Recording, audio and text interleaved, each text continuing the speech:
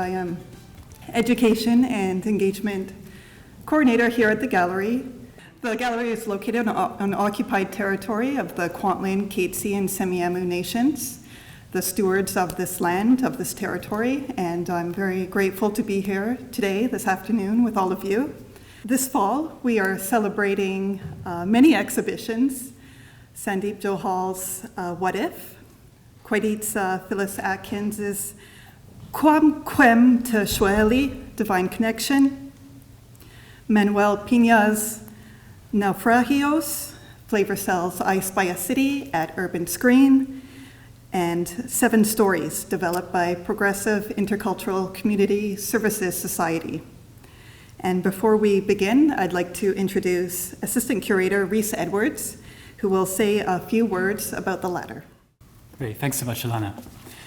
This season, we are honoring the artistry of women and girls from across a wide range of cultures and backgrounds.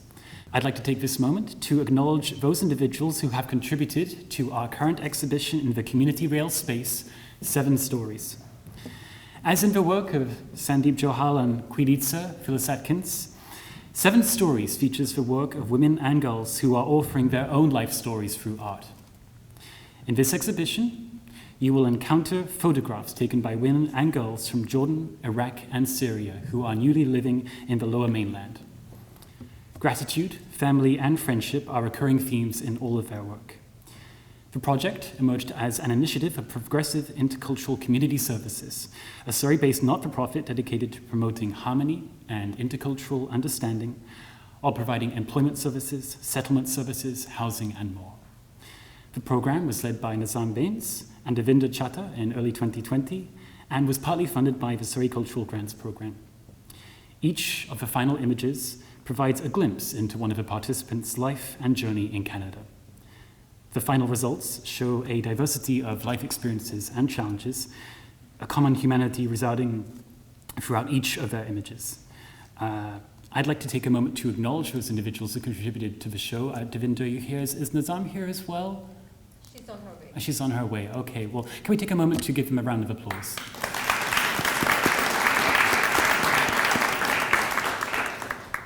Thanks, Reese. With today's artist talk, your comfort is important.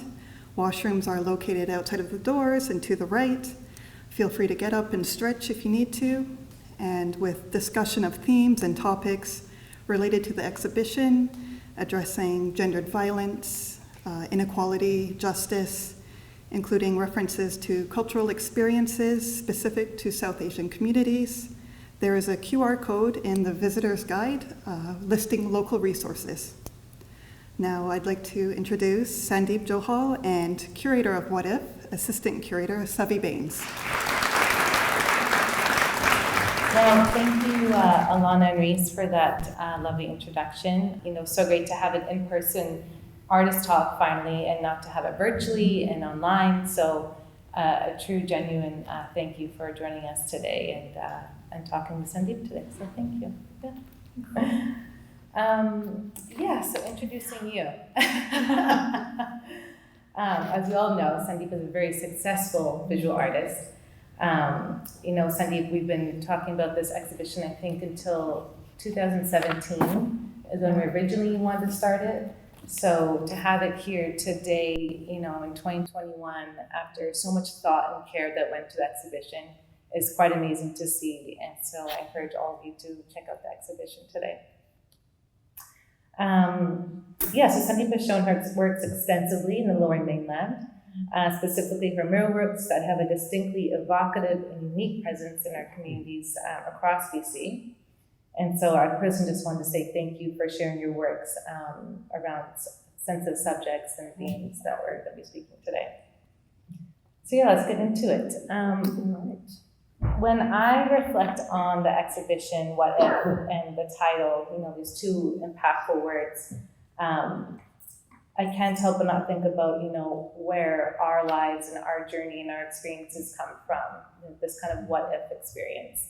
And so as we reflect on What If and the title and your exhibition, I wanted to start to ask you, what brings you here at this moment with these particular works And if you can tell us about your upbringing and how your reflection and thoughts on that time have inspired, for this exhibition today.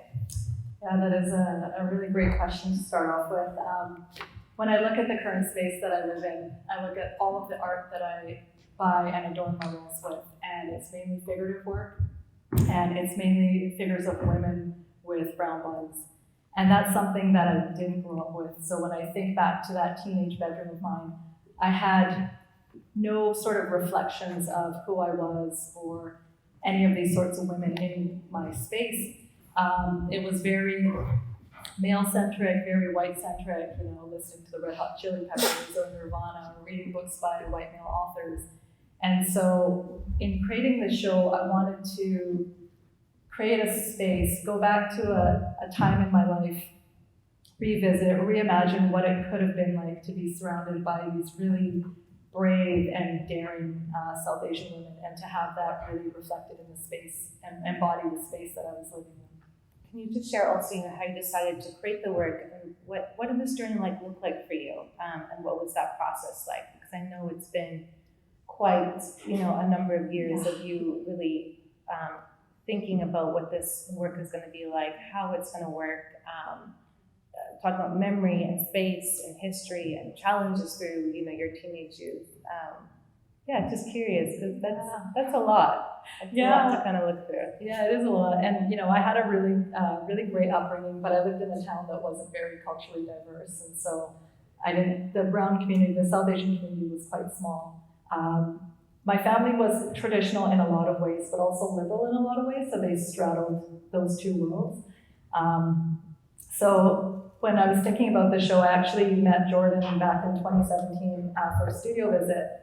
And in the year before, in 2016, I had started drawing portraits, and it was my first time doing portraits, just line drawing portraits of women that I had researched, that I thought were really remarkable and like real trailblazers and rebels, vigilantes in my community. And at that time, we sort of planted the seed for the exhibition. And in my mind, I thought that I would do sort of larger scale portraits of each woman, of each woman. And then I think through the last couple of years, there were so many iterations of the show, and then it suddenly turned into this bedroom space, and wanting to reflect and embody those women in that bedroom space. Mm-hmm. And so that's great. And then also in What If, you shared about how you reimagine a space of what might have been. Why is it important to you to reimagine your teenage bedroom when you lived in a small town, Kelowna? Yeah. And then, what does tradition and society impress upon you at that time? I think, coming from not a diverse community, and, those challenges of upbringing, and then also living in a traditional home too. So this dichotomy of this kind of Eastern-Western world meeting and matching. Yeah, it can feel really isolating, I think, in a lot of ways when you don't see yourself reflected in the world around you, especially in media and pop culture, not seeing people who look like you on magazines or in the television shows that you watch. And so then you start to wonder, why not? Why aren't people like me out there, and why aren't we being represented? And does that mean that we're of less value? So you start kind of asking these questions to yourself.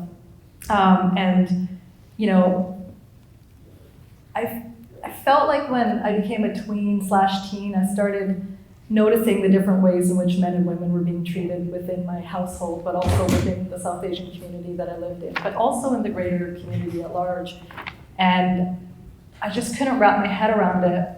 And so I'd ask my parents, why does our brother get to do these things or talk about these things, but my sister and I can't? And it'd be like, it's just how it is. And I'd be like, well, yeah, but why? And they'd be like, well, it's just, he's a boy. I'm like, but why? And I was never given any really satisfactory answers. And so I kind of started really observing my environment and looking at the ways in which men and women were treated. And I felt in a lot of ways that it seemed like women were always of service to men, or felt a bit subservient to me. And I didn't want that. And I didn't want to be anything like that. And so I kind of rejected that part of myself, that really sort of domestic, feminine part, and I really pushed hard against these patriarchal values and sort of traditions and ideas that I saw around me.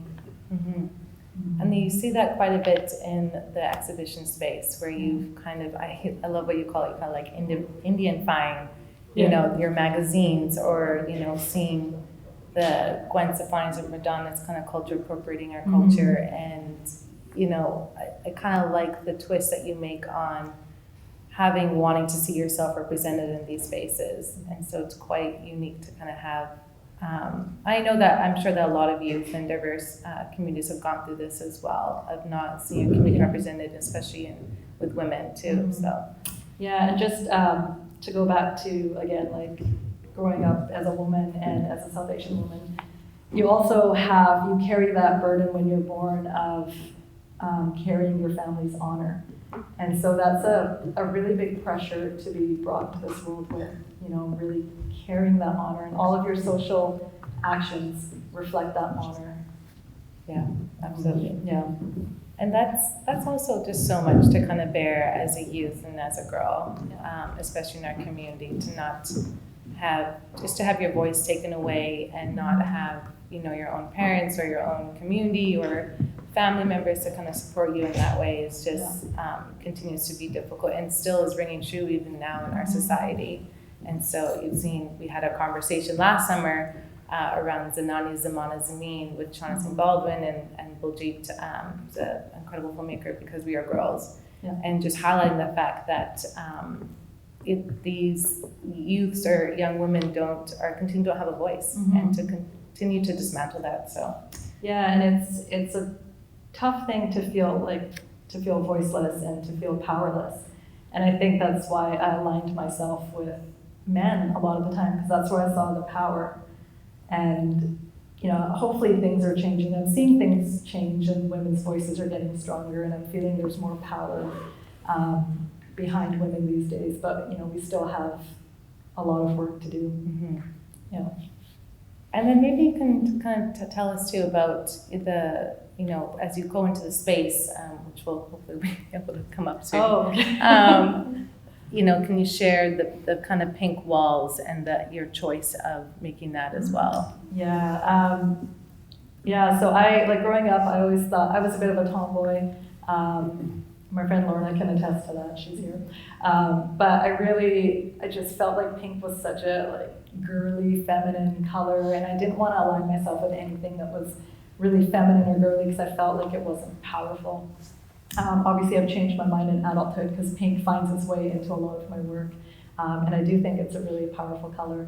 But having said that, my first room that I didn't share with my sister was painted like a dark pink along the top, so I did reference that in the show to physically connect to my actual room. Yeah. And you'll see in the space that Sandeep has also created this incredible wallpaper. And these are images of 13 hardcore women, and it's a series of hardcore, so KAUR, that you created back in 2016. And so your play on words of hardcore, which highlights core specifically in relation to the Sikh religion.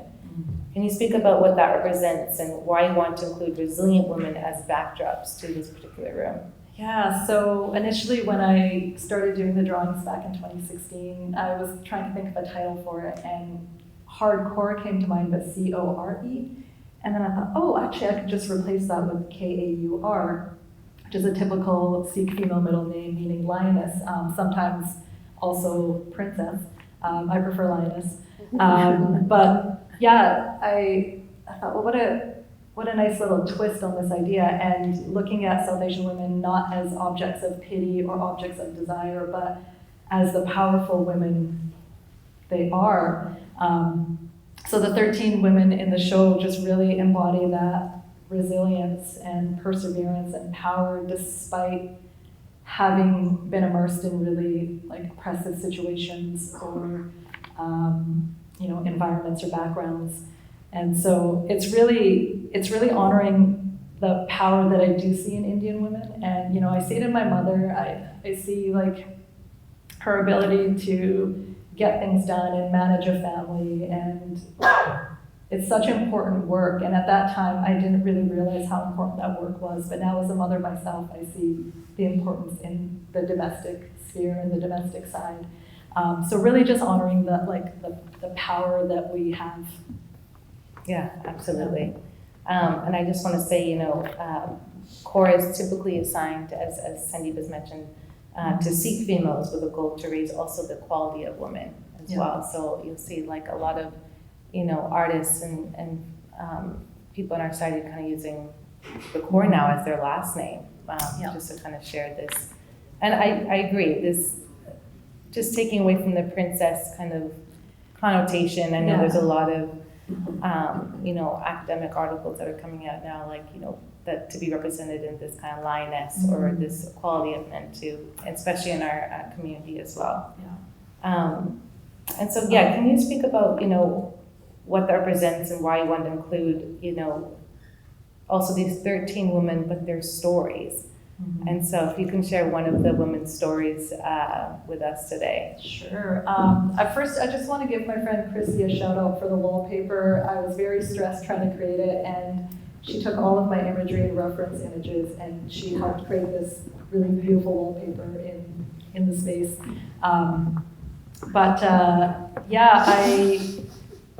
The women that I chose for the series, I was just really, I guess too, when I was growing up, I never heard women's stories. Like in my household or in the South Asian community, we never talked about women's accomplishments. And we never talked about women's bravery. We didn't talk about any of that stuff. I never heard any of these stories. And so I didn't really have access to those South Asian female role models in the way that I desired. And it was also pre-internet, so I'm totally dating myself here. But it was pre-internet, so I didn't have, access at the tip of my fingers on the internet like we do now. And so one of the women in the, actually, do you want to talk about the Spice Girls? Maybe, or you could talk about one of the women, I think, and then we'll go into Spice Girls. Okay. Yeah. I'd like to talk about Selvi. I don't know how I found out about her, but a Canadian filmmaker from Toronto created a documentary called Driving with Selfie, and I had the good fortune to watch it. And I think it was over the span of a decade that she had gotten the footage. And so it's this really charming young woman whose smile is just so big and so bright and lights up a room. And she basically had grown up in a very impoverished family and was married at a very young age to a very abusive older man. And she tried to escape it, tried to go home, but they sent her back. And she was just in a state of despair, just wondering, how do I get out of this? And she had a little child at the time, a daughter. And so one day she just had enough, and she was gonna decide, she decided to basically walk in front of a bus and just end it there. But when the bus came, she got on the bus. And so it's sort of that sliding doors moment where that one decision can change your entire life. And she got on that bus and she was able to get help. And this organization in India supported her in getting her driver's license. And so she became the first female taxi driver in South India, which is amazing because it's very male dominated. And I think at the end of the documentary, she was also getting her trucker's license. So I think by now she has a fleet of taxis and maybe owns a couple of trucks as well.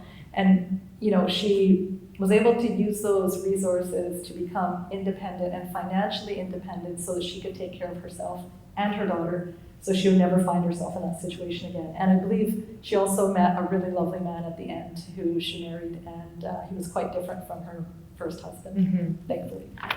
And that's incredible. I mean, this is just one of the stories of the women that you kind of highlight. And so I encourage, everyone to kind of educate themselves around these particular women because they are just incredible. I mean, some of the stories that I haven't even heard, and to see how I too also wish I could have, known these women as well growing up in part of my youth. Yeah. And so this leads me to Spice Girls. There we are. Loving the title, true empowerment is what I want, what I really, really want. You've taken these, the 5 women, and you've repositioned them into the Spice Girls. Yeah. I think it'd be great to share, who are you displacing and why are you replacing them with these particular 5 women? Yes. I remember when the Spice Girls came out, I don't think I was a teen. I do think I was like early 20s. But I thought, oh my God, they're so cool, like so empowered. Wow, this is so awesome. And then as you get older, you realize that, oh wow, this is really like fake empowerment. And this is just like this fabricated band of girls. And it's all very sexy and very glamorous. And so I was thinking, well, who would my Spice Girls be? And like, who would the women in this tapestry, like in this textile be? And, what truly is a Spice Girl? And so I wanted to choose women that I felt were really interesting to me, but like real agents of change in their own ways. And so I ended up doing Spice like the posters, so it's the colors from one of the posters, so there's that instant recognition. And then from the left we have Phoolan Devi, which is India's Bandit Queen, and she has such a like remarkable story. I actually want to do a solo show just about her. But again, going from very impoverished living situation to an abusive marriage, to joining a gang, to being brutally assaulted, to avenge her assault with her gang members, wreaking havoc in the countryside of India, and then being brought in on her own terms, sent to prison, and then becoming an MLA in India's government, only to be assassinated in 2001. And so, I just think, how did she have that resilience? How did she have that perseverance to just keep going? And that question just keeps coming every time I look at all of these women, and like, where does that resilience come from? Beside her, Sophia Duleep Singh, she's a very privileged woman living in England, but she fought really hard for women's rights to vote and the suffragette movement. In the center is Lakshmi Bai, or the Rani of Jhansi, who was a leading figure in the 1857 rebellion against the British. I think that was the first real organized rebellion. Then there's photos of her. I don't know how true it is, but there's photos of her or drawings of her with her child strapped to her back while she's on her horse in battle. So also very interesting and very cool. And then on the far right is Sandeep Johal Devi, and she formed a vigilante group called the Glubby Gang. And they basically were not able to get the help and support they needed in helping women in the villages who were being abused by their husbands. So they formed their own kind of street justice gang, and they took care of business on their own, which is really quite impressive. And then on the bottom is Jaiven Desai, and I think we're talking about her later. We are. Okay. Yes, very so she created one of the largest workers' rights protests in the UK. And I only learned about her because I illustrated her in stories for Salvation Supergirls, but I think we're going to talk about that after. Yeah. And you also take in, this is quite a new installation for Sandeep, doing mixed media. And so these are also fabrics, I believe, from your mother's, your mom's fabrics as well. Yeah, right? So some of these fabrics are my mom's. The top is one of her sari borders, and then a lot of these sort of trims, they're from the Punjabi market, which was, I spent a lot of time there as a child. My parents would make the 8-hour drive before the Coca-Cola to buy, Punjabi market groceries, spices, textiles. So that was kind of a full circle moment, bringing those textiles into the piece. Yeah, absolutely. We recently had a tour with SFU grad students, and one of those students came up to me and said, "Oh my gosh, I really wish I had this poster when I grew up." And the students in her 20s, and so to hear that to continue to still happen, that's still not being represented, it just shows so much power that, this kind of what if and recognition of things what could have been. So. Yeah, it's very powerful to see yourself. When I look at these women, I don't know them, they're deceased, but I feel a sense of connection with them, and their stories really resonate with me, and really, I feel empowered when I think of their stories, and it gives me the confidence to, go after what I want and to persevere and to be resilient. And it's just like, I wish I had this growing up, but I didn't. Absolutely. Yeah. And so, all around, and no stranger to highlighting gender-based violence, but, this universal discussion and consciousness of gendered violence, femicide, honor killings, that we're consistently hearing about stories of women being killed through these acts. You have an incredible series called Rest in Power, And it's a powerful piece that reminds us to recollect the lives of diverse women all over the world who have died tragically and senselessly. And so I'm just wanting to know, what critical messages do you present to the visitor that they can take away through this series? I know it's a very big question and something we can talk about for hours, but yeah. Yeah, Rest in Power was, the initial drawings were created in 2016 based off of a fictional goddess from Shauna Singh Baldwin's novel, The Selector of Souls. And I considered them studies, and then I dedicated each one to a woman who had been murdered. And then it ended up becoming a show a year later at the Gam Gallery and Artist Run Center in Vancouver. And it was so exciting for me to finally be able to share this work with people, because I think about women all the time, and I think about things that happen to women and how women suffer. And art is my outlet. It's the catharsis that I need to just sort of process all of this information. So one of the things that came up with Rest in Power was how important language is, and that language matters when you speak about things. And there's a TED Talk by an educator, Jackson Katz, and he talks about the phrase violence against women, and he was like, why do we use that phrase? It's this like thing that it just kind of happens to women. It's just this sort of passive thing. Well, who's the subject? Who's the subject in that sentence? And he was like, it's men's violence against women.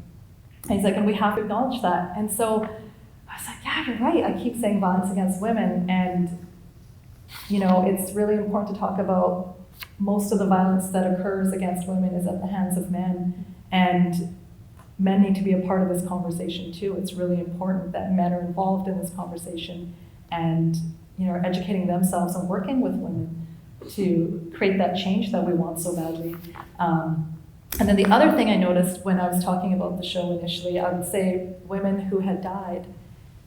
And I was like, well, they didn't just die, they were murdered, and they were murdered simply for being women. And so that was a really important distinction for me to make. And also it's really important for me not to bring myself into the stories, because this isn't about me, it's about these women, and to really take myself out of the story and take my feelings out of the story and present it in an objective way for the viewer.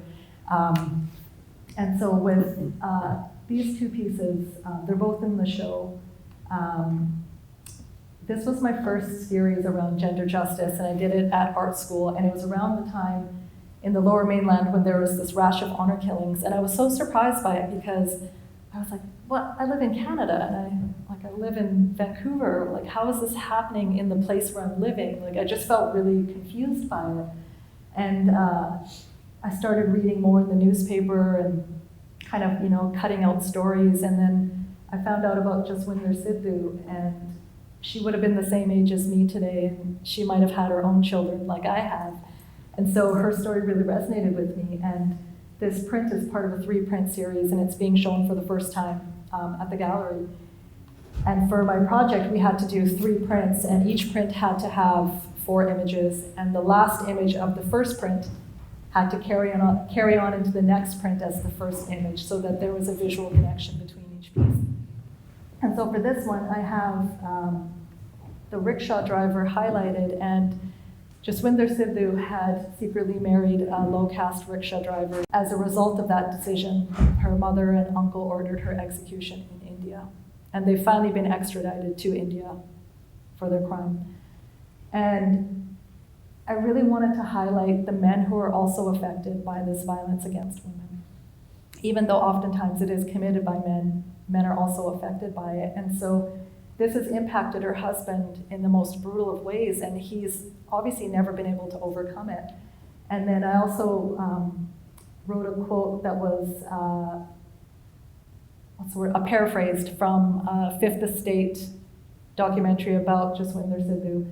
And it says, the honor of the family is attached to the social actions of its female members. And so again, looking at those ideas around women being born with this notion of honor that they're expected to carry whether they want to or not, but it's a burden that we're forced to carry. And in this case, she lost her life because this idea of honor was broken. And then, that was in 2006, and then 11 years later, I'm still thinking about Jaswinder Sidhu, and so it's not this sort of flash in the pan where you're like, okay, this woman died, on to the next thing. It's like she's still in my consciousness and I think about her all the time.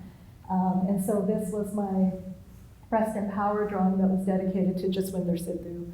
And it's really important for me to keep these women's stories alive and to keep their legacies alive and have these conversations, talk about these women so that it wasn't like these things didn't happen in vain, so we can learn more about this and hopefully end it. Mm-hmm. Absolutely. And I think what's so great is what you do too, especially in When Honor Kills, is highlighting the men as well. Because I know for Amelie Batwell too, you're highlighting, her boyfriend, Indigenous boyfriend that she was with, and her father had murdered her.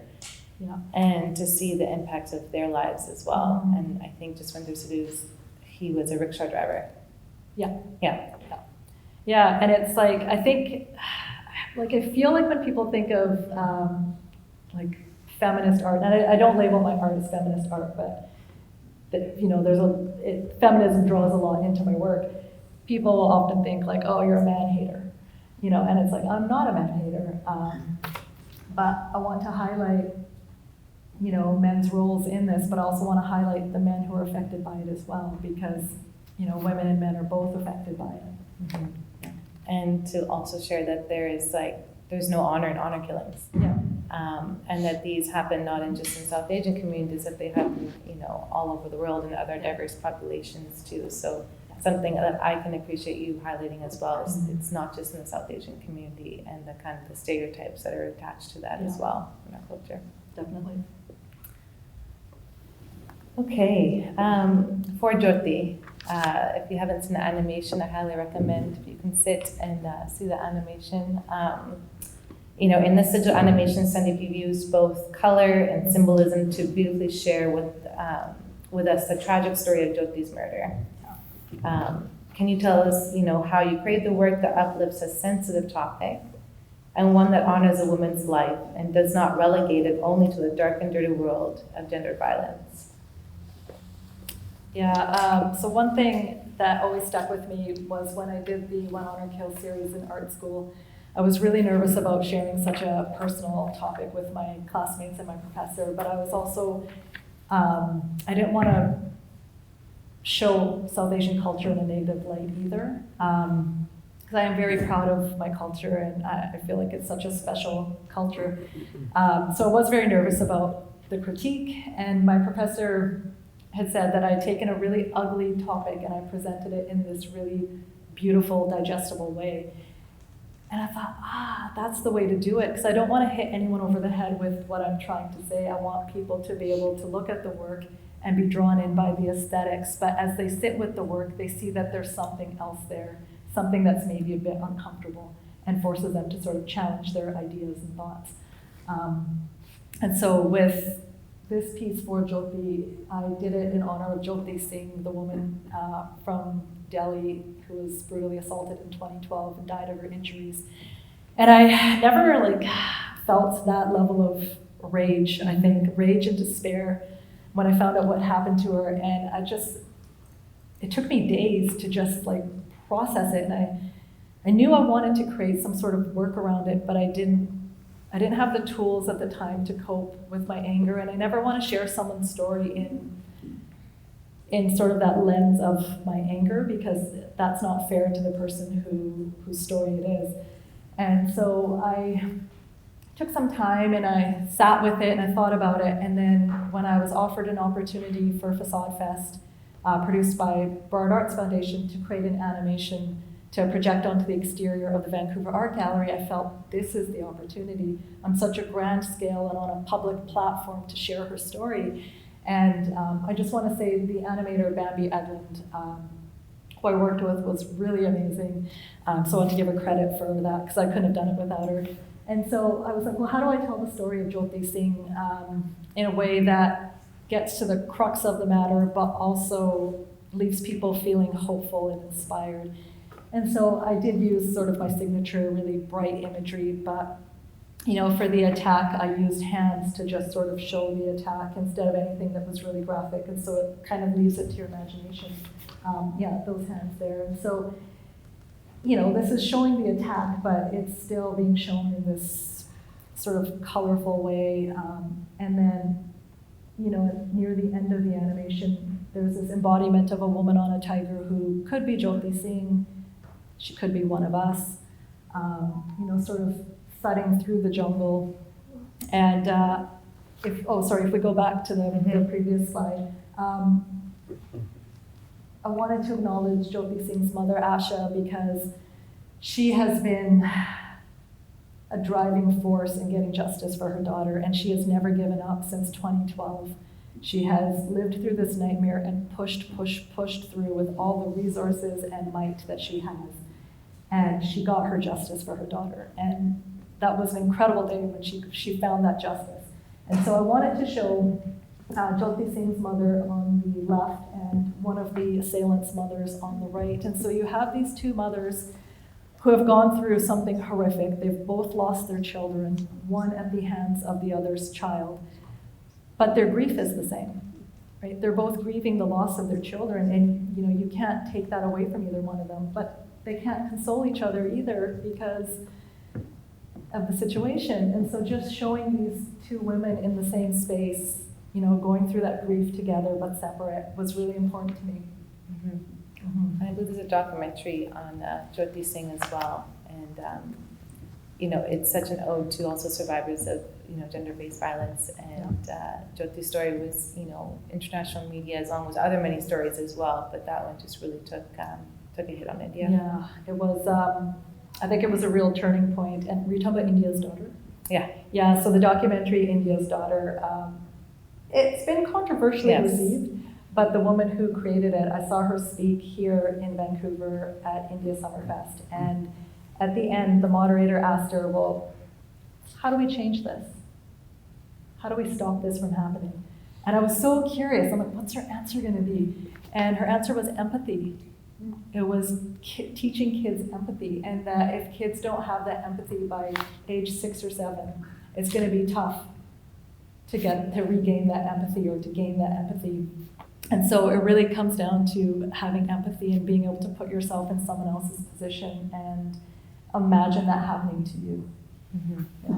And education too. And education, absolutely.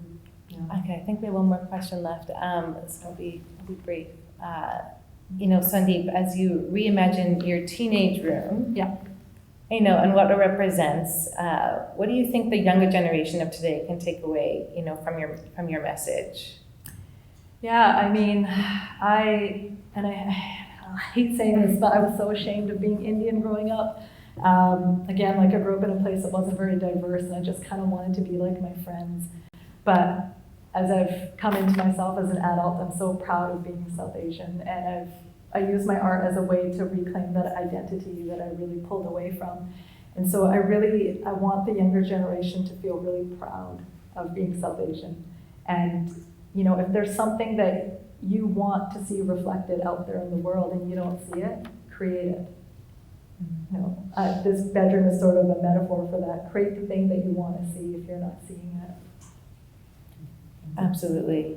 And, you know, I think of, you know, when I actually just go into the space and I take my time and reflect there, it's just this continuation of empowerment. I just feel this sense of reality that I know that a lot of youth go through and continue to go through in representation. So it's just been incredible to see all the women that you featured into this exhibition. So, you know, I encourage you to take your time and educate yourself on these particular women that she's highlighted.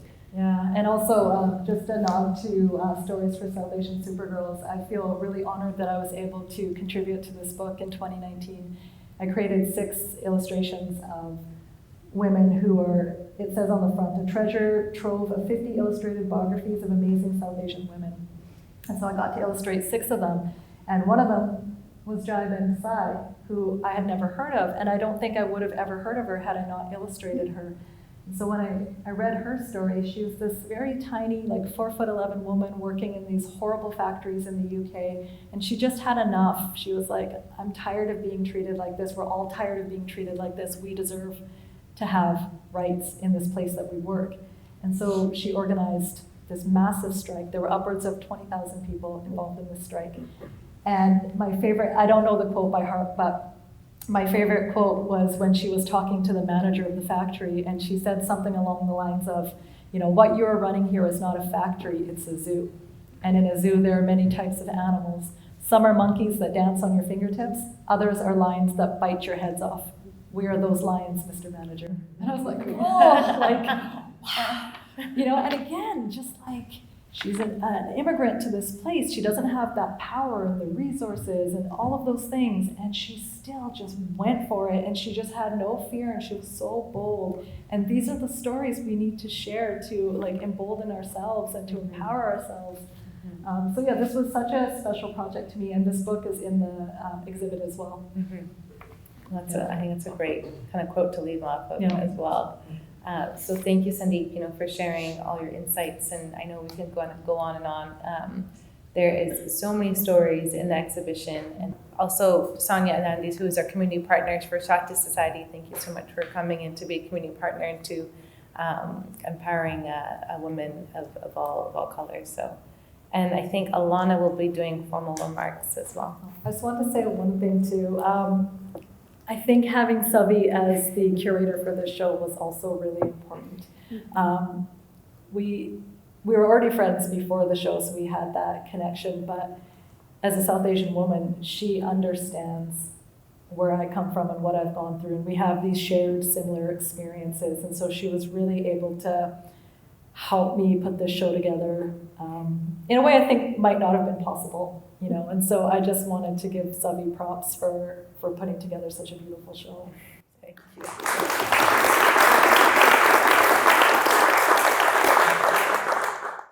Thank you, Sandeep and Selvi, for the really poignant conversation today. And thanks everyone for joining us. There are a few names I'd like to recognize who made this afternoon, time is losing its meaning, but who made this event possible today. Interpretive programmer Cecily Nicholson, Karen Cancino, Assistant Curator Reese Edwards, Director Alison Raja, Curator Jordan Strom, Linda Juliuson, Calvin Campbell, Simran Kang, Barbie Warwick, Herline Chima, Fernanda Tixiera, Sean Gomer, Tommy Challoner, Pardeep Singh, and Jamil Mawani. So thank you. And please take some time to visit the exhibitions and enjoy the rest of your day.